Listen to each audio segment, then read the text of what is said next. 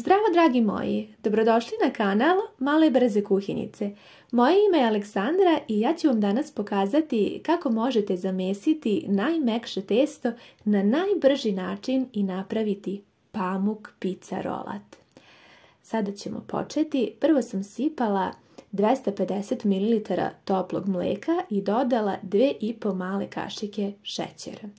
Zatim dodajem i jedno pakovanje suvog kvasca i sada ću sve ove sastojke sa špatulom ovako da promešam da se lepo sjedine.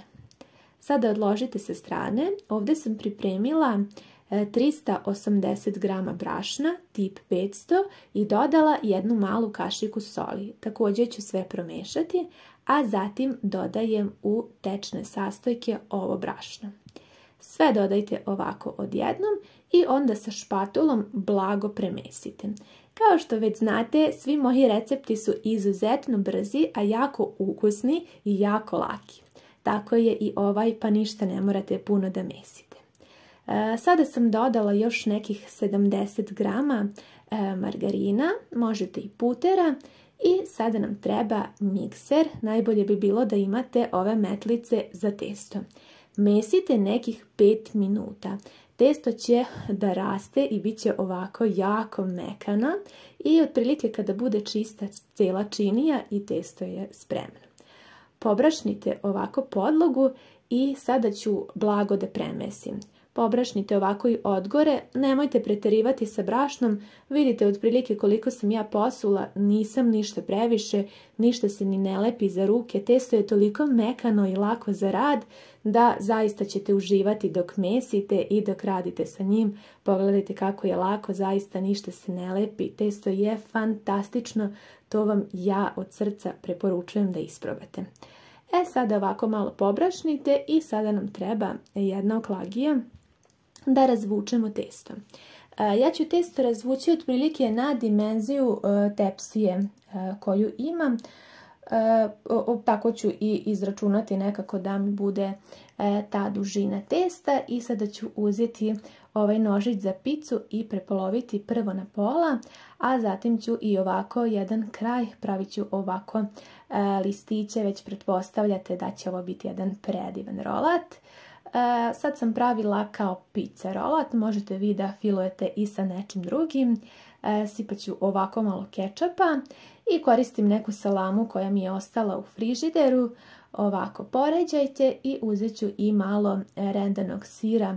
Kačkavalje ja sam imala nešto malo, ali nije mi ni potrebno previše, to će jako lepo dok se ispeče biti ukusno, fino. Sada zarolajte, sve je jako lako, ništa se ne lepi, zaista, evo pogledajte kako ja radim, apsolutno se ništa ne lepi, ništa ni ne preterujte sa brašnom jer nema potrebe, ovo testo je fantastično, prebacite ga u vašu tepsiju, isto ću uraditi i sa ovim drugim delom.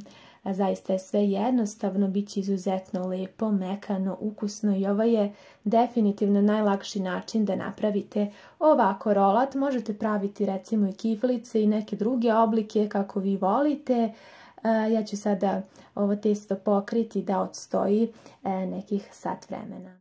Nakon sat vremena što je testo stajalo na toplom, pripremit ću ovdje jednu čašu sa malo mlijeka i premazat ću ovo testo. Pre nego što sam ovo počela, uključila sam ringlu na 200 stepeni da se zagreje. Pokrite ove naše rolnice i sada kada je ringla zagrejana nakon 15 minuta pecite nekih 10-15 minuta zavisno od vaše rerne i na kraju kada bude gotovo premažite ovako sa malo putera, pokrite da se prohladi 5-10 minuta i vidjet ćete toliko su mekane da mislim da ćete biti oduševljeni ako budete isprobali ovaj recept. Ja ga jako volim zato što praktično sve možete napraviti za 15 minuta i onda ostavite da testo poraste, za to vrijeme operete sudove, sredite kuhinju i kao da niste ništa ni pravili, ispečete ovaj odličan pizza rolat i uživate sa svojim ukućanima ili uživate tako što zovete goste i servirate im ovako nešto jako lepo i mekano.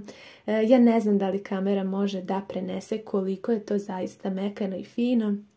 Možete filovati sa različitim filovima. Eto, ovog puta je u pitanju bio pizza ukus. Nadam se da vam se recept dopao i hvala vam na gledanju. Prijetno!